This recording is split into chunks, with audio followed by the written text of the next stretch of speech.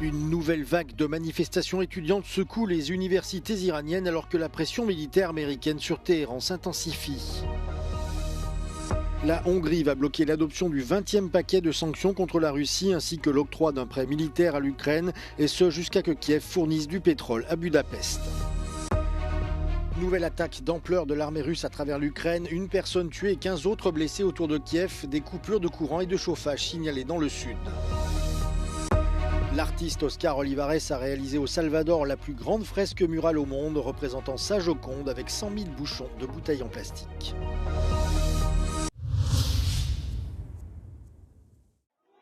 La vague de manifestations antigouvernementales menée par les étudiants iraniens qui a débuté samedi continue de prendre de l'ampleur dans tout le pays. Ces rassemblements marquent le Shelom, la cérémonie traditionnelle du 40e jour de deuil, observée ici en mémoire des milliers de manifestants tombés sous la répression.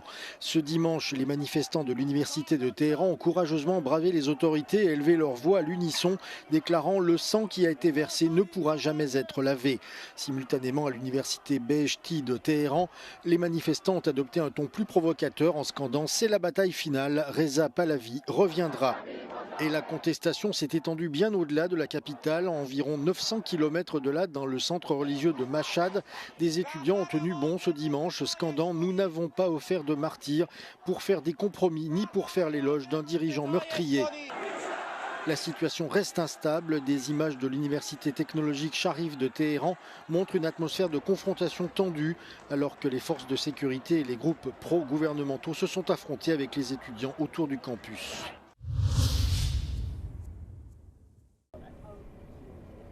Un homme abattu par des agents du Secret Service après avoir tenté de pénétrer dans la zone sécurisée de Mar-a-Lago en Floride, la propriété de Donald Trump. Selon les autorités, le suspect, âgé d'une vingtaine d'années, portait ce qui semblait être un fusil de chasse et un bidon d'essence. Il a été repéré près de la porte nord de la propriété. Une enquête est en cours pour établir son identité, ses motivations et les circonstances précises de l'intervention. À noter que le président américain et son épouse n'étaient pas présents sur les lieux au moment des faits et se trouvaient à Washington.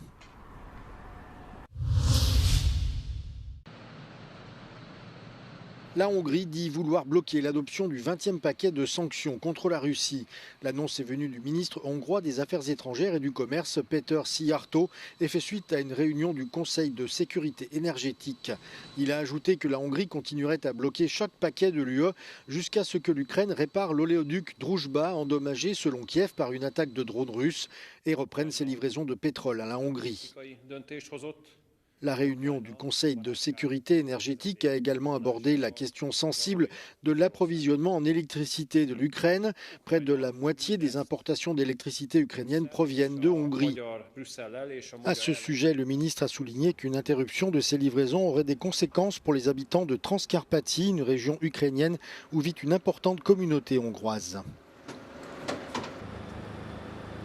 De son côté, le Premier ministre Viktor Orban a annoncé que les livraisons de carburant à Kiev, suspendues cette semaine, ne reprendront pas. Il a également confirmé que Budapest ne soutiendrait pas le versement du prêt militaire de 90 milliards d'euros à l'Ukraine, pourtant déjà approuvé par l'Union européenne. Nouvelle attaque massive de l'armée russe cette nuit en Ukraine. Moscou a lancé 50 missiles et près de 300 drones à travers le pays, et ce quelques jours avant le 4e anniversaire de la guerre. Selon le président ukrainien Volodymyr Zelensky, les principales cibles étaient comme souvent les infrastructures énergétiques, ferroviaires et hydrauliques des villes. 15 personnes, dont 4 enfants, ont été blessées et un homme a été tué lors d'une frappe dans la région de Kiev. Le président ukrainien a déclaré que 7 régions, dont Odessa, Mykolaïv et Poltava, avaient été prises pour cible. Par ailleurs, à Mykolaïv, 16 000 personnes se sont retrouvées sans électricité par des températures glaciales après que les infrastructures énergétiques ont été endommagées lors des frappes selon les autorités de la région. Des dégâts importants et des incendies de grande ampleur ont également été signalés dans des installations énergétiques de la région sud-ouest d'Odessa par les services d'urgence ukrainiens. Volodymyr Zelensky a déclaré que rien que cette semaine, la Russie avait lancé plus de 1300 attaques de drones.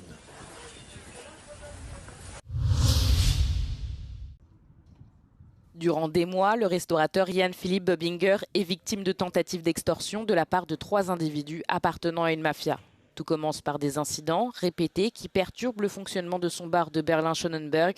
Puis, lorsque les voisins se plaignent du bruit, les mafieux saisissent leur chance et exigent de l'argent en échange de leur protection. Dann sind die einfach eigenmächtig aus meinem Laden raus, sind zu den Nachbarn gegangen und haben den Nachbarn quasi irgendwie eine Ansage gemacht, haben den einen auch wirklich im Hausflur bedroht und sind dann wieder zu mir gekommen und meinten so, brauchst dir keine Sorgen mehr machen, die Nachbarn rufen nicht mehr die Polizei. Ich glaube, er wollte 500 € im Monat oder so. Ich sage mal, diese Sache hat natürlich am Ende dem Laden auch den Todesstoß gegeben, wo ich dann gesagt habe, okay, ich schließe die Tür von außen ab und das war's. Böbinger, qui a fini par fermer son établissement et dirige aujourd'hui un autre restaurant, refuse de payer ses maîtres chanteurs. Il se tourne plutôt vers la police, mais décide finalement de ne pas porter plainte par peur de représailles. Les appels téléphoniques menaçants se poursuivent pendant des mois, jusqu'à ce que le commerçant contacte un ami d'enfance d'origine libanaise. Les racketteurs le sont également. Der hat ihn angerufen, hat mich später, 10 Minuten später zurückgerufen und hat gesagt, Jan, die Sache ist geklärt. Ich meine so, was hast du denn jetzt gesagt? Ist ja egal, ich hab's geklärt, die kommen nie wieder. Die kamen auch nie wieder, ab diesem Zeitpunkt. Se pencher sur les affaires d'extorsion, c'est le quotidien de Hakan Taş, ancien porte-parole du parti gauche berlinois en matière de politique de sécurité. Il connaît bien le milieu du racket dans la capitale et dispose de bons contacts dans les milieux d'origine des racketteurs. Des histoires de ce genre, voire pire, lui sont souvent confiées. In der Regel werden ja Personen erstmal eingeschleust in die Betriebe. Das sind ja halt irgendwie so Studenten, die einen Nebenjob suchen, die sich erstmal über den Ablauf sich genau informieren, gucken, wie viele Personen dort tatsächlich so täglich vorbeikommen. Und auf der Grundlage der Informationen wird dann die Summe bestimmt. Also in der Regel bei den so mittleren Unternehmen, Mittelstandsunternehmen sind das dann zwischen 200.000 bis 300.000 €. Les victimes se sentent souvent impuissantes, explique-t-il. Elles n'osent pas faire appel aux autorités car elles ont le sentiment qu'elles ne seront pas suffisamment protégées. Le politicien berlinois demande que davantage de mesures soient prises dans ce domaine. La police a d'ailleurs désormais mis en place une unité spéciale appelée Ferum qui a l'intention de prendre des mesures plus sévères contre les racketteurs. Wie die Polizei mitteilt, werden mittlerweile sogar Kriminelle aus dem Ausland eingeflogen, um hier in Berlin auf Geschäfte zu schießen. Das Problem der Schutzgelderpressung wird immer schlimmer. Laura Fleischmann aus Berlin für Euronews. Nous sommes dans le quartier de Sacamil, à San Salvador, et voici une fresque murale unique au monde. Elle mesure près de 13 mètres de haut et est composée de plus de 100 000 bouchons en plastique recyclé. Elle a été créée par l'artiste vénézuélien Oscar Olivares, qui transforme depuis des années des déchets en œuvres d'art urbain à grande échelle. Le personnage représenté dans la fresque est une réinterprétation de la Joconde, mais adaptée au contexte salvadorien. Une femme à la peau foncée, aux cheveux bouclés, vêtue des couleurs du drapeau du Salvador. Oscar Olivares précise qu'elle ne représente personne en particulier, mais plutôt n'importe quel citoyen ordinaire. Les bouchons ont été collectés par les habitants de ce quartier populaire et les recycleurs de la communauté elle-même et utilisés dans leur couleur d'origine, sans peinture.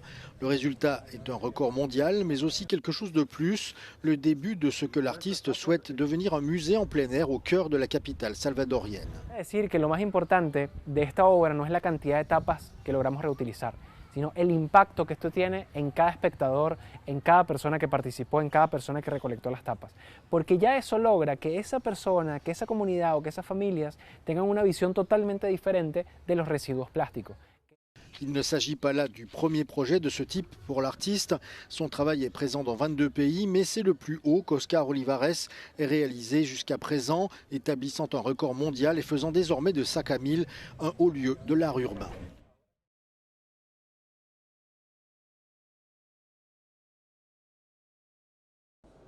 144 ans après le début des travaux, la Sagrada Familia a enfin atteint sa hauteur maximale.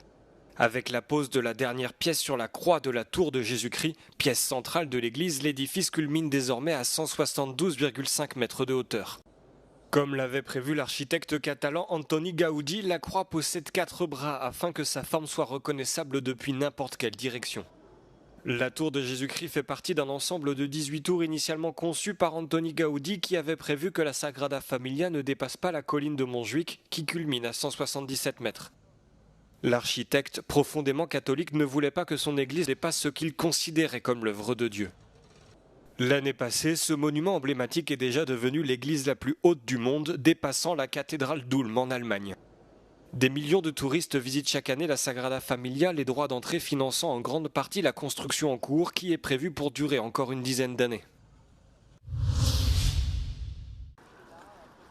Checkpoint Charlie, l'un des endroits les plus dangereux de la guerre froide, est devenu le décor du film de James Bond Octopussy avec Roger Moore en août 1982. Genau hier, an der innerdeutschen Grenze, hat der Schauspieler Roger Moore es mit der Stasi aufgenommen. In der Rolle des weltberühmten Agenten James Bond. C'est au moins ce que suggèrent les dossiers de la Stasi. Ceci indique que de 7h30 à 8h30, 12 véhicules se sont rendus au poste frontière de la Friedrichstraße-Zimmerstraße et que les préparatifs pour le tournage ont été effectués. 1961 richten Westalliierte genau hier einen Grenzübergang ein. Das ist einer der meistbewachtesten Orte im Kalten Krieg. Während der Dreharbeiten fährt ein schwarzer Mercedes von der Kochstraße zum Checkpoint Charlie und überquert 4-mal die Grenze. Étonnamment, la Stasi n'a pas réagi. Le service secret n'a appris que plus tard, en interrogeant une diplomate, qu'il s'agissait en fait d'un tournage de film. Selon le protocole, le tournage s'est terminé à 13h33. Il n'y a eu, je cite, aucune incidence sur les déplacements transfrontaliers. Une chance pour la Stasi, car après tout, James Bond a un permis de tuer.